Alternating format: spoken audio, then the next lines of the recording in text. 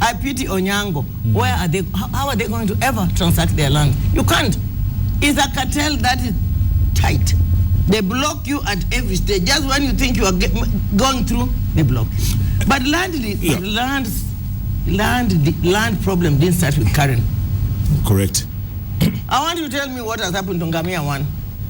All those who are involved in Ngamia One should come out and be counted. And we know who they are. And we know who they are. But we never mentioned the name. Never. And what's happening to, you know that Lamu is now, they hope that Karen has taken the heat off them. And that Lamu is now swept under the carpet. Yeah, that's what happened. Correct. And very soon, even the Karen brigade are hoping that something even bigger will come.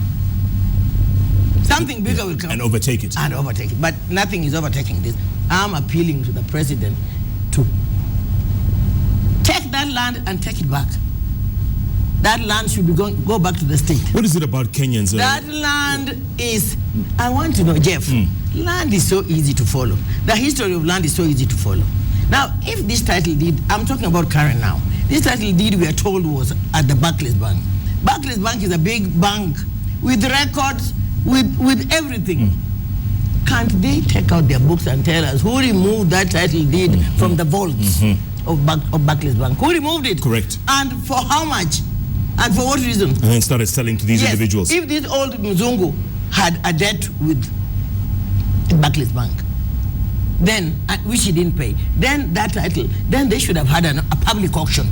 Now, failing to sell it, and I don't see how they could fail at a public auction, then they would sell it by private treaty, but let them tell us whom they sold it. Exactly. When. Whom, when, and how much. Jeff. Yeah. Ever since I was 19, I mean, I was brought up in a household where land was important because we were agriculturalists. My father loved agriculture and told me land was a very important component.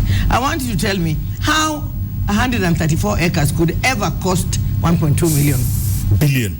No, 1.2 million. They got per acre. The Gamma Rose's lawyers are saying they got it out of Barclays Bank for 1.2 million. 1.2 million, Jeff. Even at that time, 1982, 1.2 million, 134 acres in Nairobi, so close to the city. Do the math. Possible. Do the math. Do the math. How much? Just quickly. How much an acre? How much? In Karen? Yeah, 134.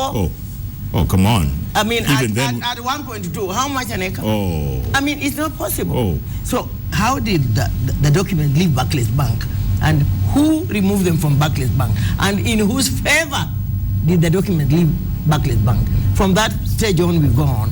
But I hear the other claimants who go even beyond. They come before 1982.